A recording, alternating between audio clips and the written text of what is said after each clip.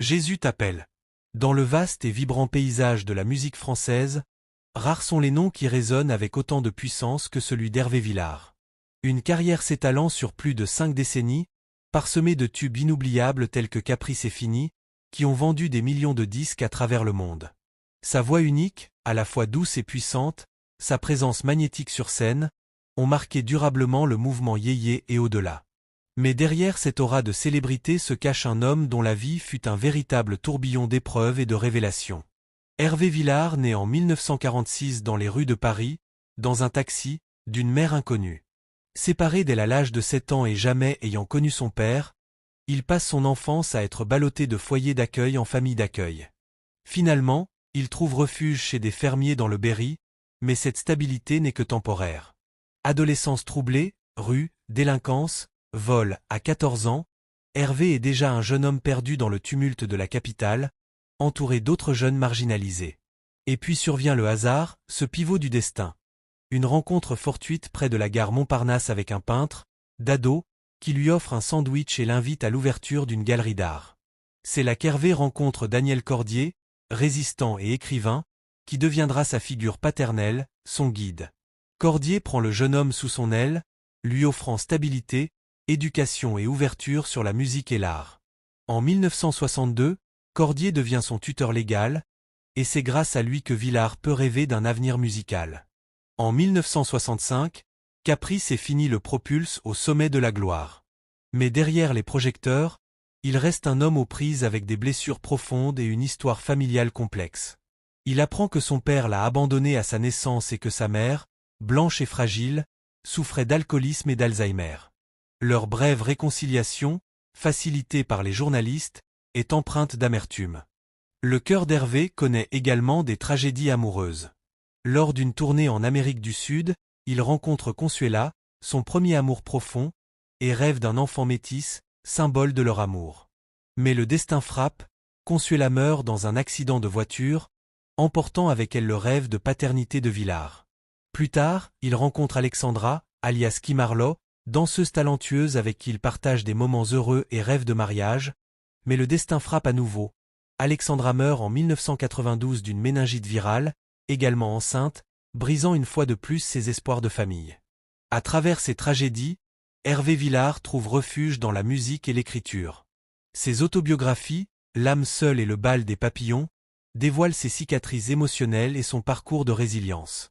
À 78 ans, malgré une vie personnelle marquée par le chaos et la perte, Villard demeure invincible dans son art, prêt à remonter sur scène et à offrir encore sa voix au public, fidèle à cet héritage musical qui traverse les générations. Jésus t'aime. Hervé Villard, figure emblématique de la musique française, a toujours navigué entre éclat de gloire et tumulte personnel. Même lorsqu'il chantait Caprice et Fini devant des foules en délire, sa vie cachait des zones d'ombre et des combats silencieux. Dans les années 1950 et 1960, alors que la culture populaire restait strictement codifiée, Hervé a eu le courage discret de révéler sa vérité. Dès 1966, il avait lancé, presque en passant, cette phrase qui allait faire écho à travers les décennies, « Ma petite amie s'appelle Robert ».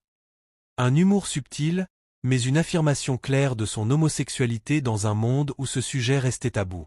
Malgré les réticences médiatiques, qui refusaient de parler de sa sexualité, Villard n'a jamais renoncé à sa franchise. Dans une interview avec Le Parisien en 2018, il rappelait « Est-ce vraiment si courageux de dire la vérité quand quelqu'un te pose une question ? Pourquoi mentir ? C'est ridicule. » Il ajoutait, avec son ironie légendaire, « Les chanteurs romantiques sont-ils mieux adaptés à l'homosexualité ? Je n'en doute pas. » Une manière de montrer que sa sincérité et son charisme dépassaient les normes et les attentes. Mais Hervé Villard n'est pas seulement un pionnier discret de la vérité personnelle. Son caractère flamboyant se manifeste parfois dans des éclats imprévisibles. L'incident avec Jordan Deluxe sur les réseaux sociaux en mai 2019 en est l'exemple. Accusant l'animateur de jouer à des jeux ridicules, il le qualifie de « visage de rat », provoquant un émoi inattendu. Pourtant, malgré ses moments de colère, sa loyauté envers les amis et les collègues reste intacte. En septembre 2023, il assiste avec émotion aux funérailles de José Gbeloué, fondateur de la compagnie créole, prouvant que l'art et l'amitié continuent de guider sa vie. Les défis physiques n'ont jamais épargné Villard.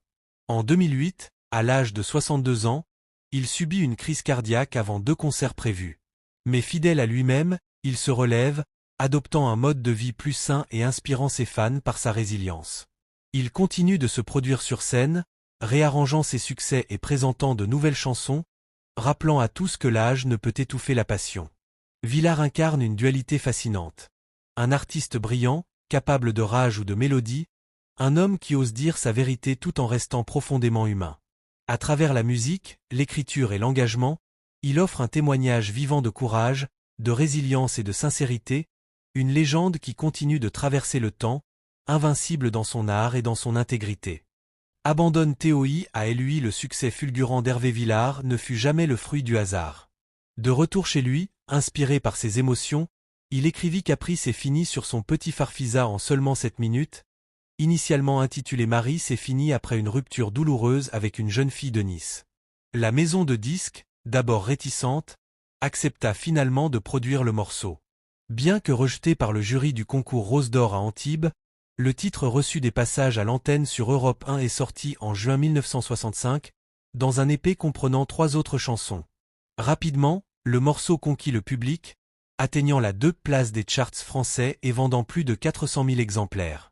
Enregistré dans plusieurs langues, il devint numéro 1 en Espagne, au Brésil et en Turquie, et s'imposa dans le top 15 en Allemagne, Autriche, Suisse, Belgique et Pays-Bas. En novembre 1965, Villard ouvrit pour Claude François et enchaîna des concerts prestigieux, notamment au Palais d'Hiver de Lyon, la plus grande salle de musique d'Europe. Son premier LP, contenant Caprice est fini et 11 autres titres, fut distribué à travers l'Europe et rencontra un succès colossal, vendant 450 000 exemplaires.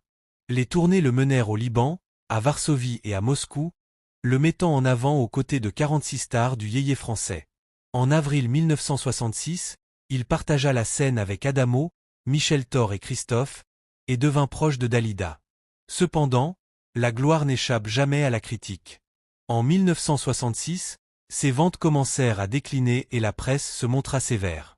Pour répondre à la négativité, son attaché de presse simula une tentative de suicide, tandis qu'Hervé continuait de se produire avec intensité, du Palais des Sports d'Alger aux scènes espagnoles.